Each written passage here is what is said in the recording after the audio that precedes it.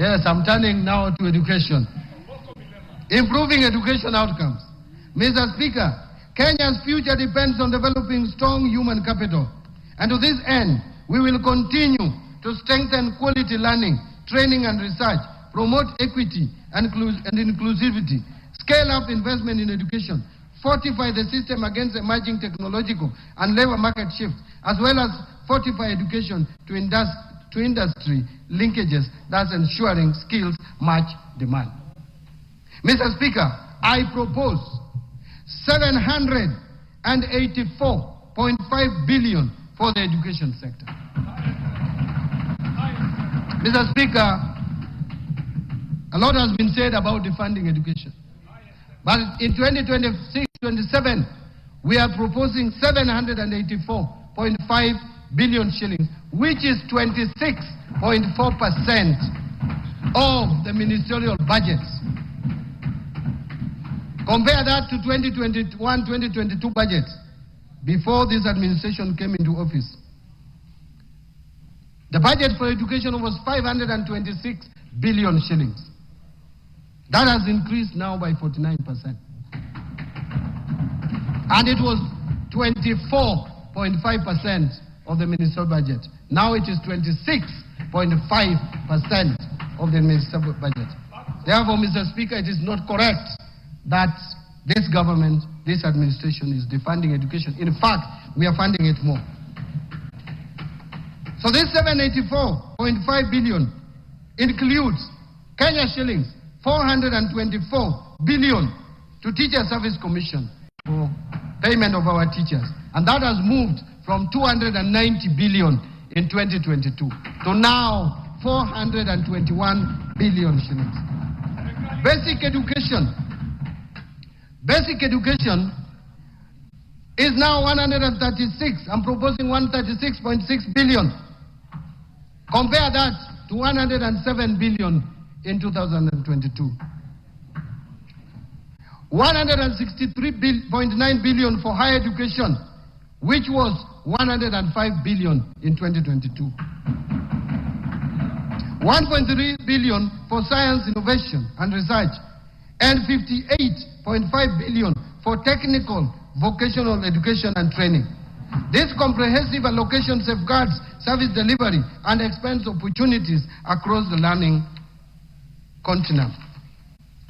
Mr. Speaker, within this funding to the education sector, I propose 7 billion for free primary education, 54.6 billion for free day secondary education, and 30.7 billion for junior secondary school capitation.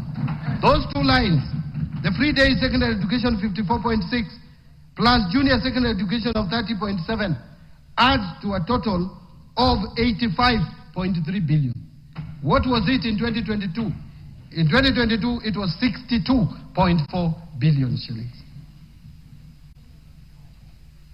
I also propose 9.9 billion for administering national exams, and that is in addition to what we have just provided before the end of this year to pay the arrears of 1.5 billion to teachers. So teachers who marked exams, they will be paid before the end of this financial year, 1.5 billion.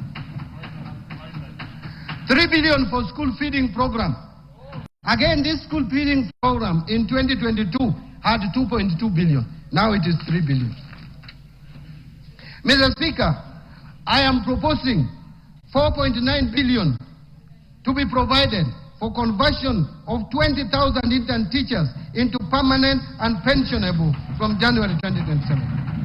Further, the newly recruited 24,000 intern teachers will be converted into permanent and pensionable terms in July 2027.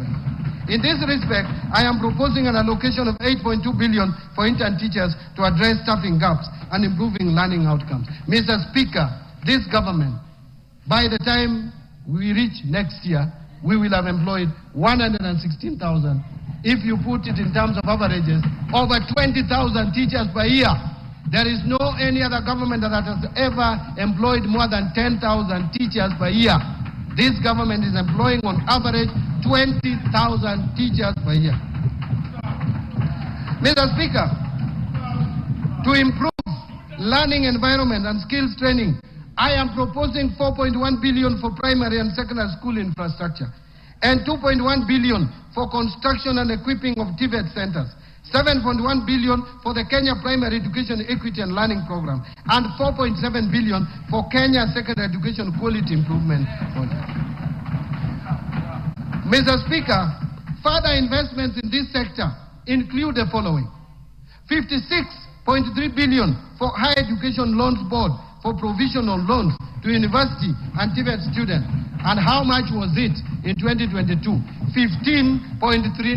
It has moved from 15.39 to 56.3 billion in this financial year. There is additional 30.9 billion for university scholarships. There is also 9.2 billion dedicated specifically for TVET scholarships and 6.7 billion for CBA arrears for universities and 2021-2022 CBA, and another 5.9 billion for ongoing projects in universities across the country, measures that expand access and strengthen human capital for a competitive economy.